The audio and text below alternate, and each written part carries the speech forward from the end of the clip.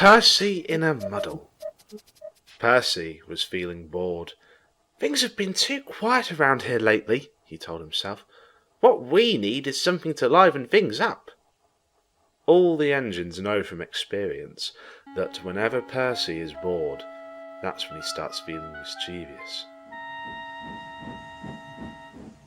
That day, Percy was to bring Gordon's coaches to the platform in time for his next express train. But on his way to the carriage sidings, Percy suddenly had an idea. He giggled to himself. Then, ignoring the coaches, he hurried away to the sheds. Gordon was resting there when Percy arrived. Peep, peep! There you are, Gordon. The VAT controller said you're to stay in the shed. He wants to talk to you about something important. Gordon snorted.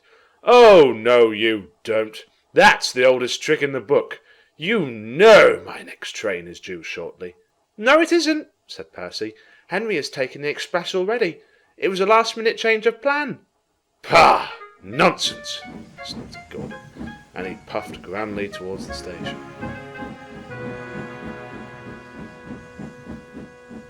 But when Gordon arrived, he was surprised not to find his coaches waiting for him. That's funny, he muttered. They ought to be here. Oh, perhaps Percy was telling the truth after all. His driver wasn't so sure. If Henry has taken the express, then why are all those people waiting on the platform? That's what I'd like to know, fumed the station master. Where in the world are your coaches, Gordon? Gordon tried to explain about Percy, but the station master wouldn't listen. By this time, Percy was nowhere to be seen, so Gordon was forced to fetch his own train. When he was able to leave, the express was late, and the passengers were cross. When Gordon met Percy again later that day, he was fuming. So, Gordon, grinned Percy, did he talk to the VAT controller then? No, I was too busy trying to find my coaches. Sorry about that, Gordon. It was only a bit of fun. You should try it yourself some day. Then you wouldn't look so grumpy. And Percy puffed away, giggling. Gordon was about to reply, but then stopped. Yes, he murmured. I think I will. That night, Gordon was due to pull his evening train. He won't be back until much later. Usually, it was the only time when Gordon had to shunt his own coaches to be cleaned and used for another train the following morning. But tonight, he had a plan. Before he left, he spoke to his driver and the yard manager. Then he puffed away with a big smile on his smoke box.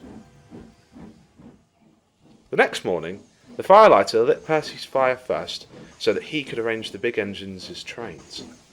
As he left the shed, he saw Gordon resting in a siding, and he remembered the trick he had played on him yesterday.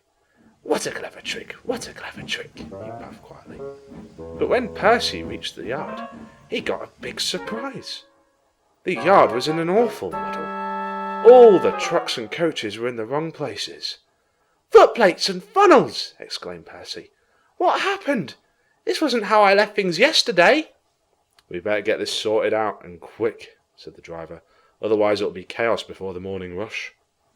Percy worked as quickly as he could, putting everything right again. He just couldn't understand how everything had become so muddled. By the time he brought the express coaches to the platform, the passengers were already waiting. And so was Gordon.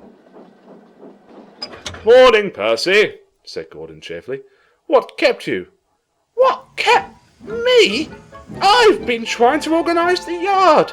Everything was all wrong. I couldn't find anything. Oh dear, it must have been my fault. I might have moved one or two things about when I came back last night. Sorry about that.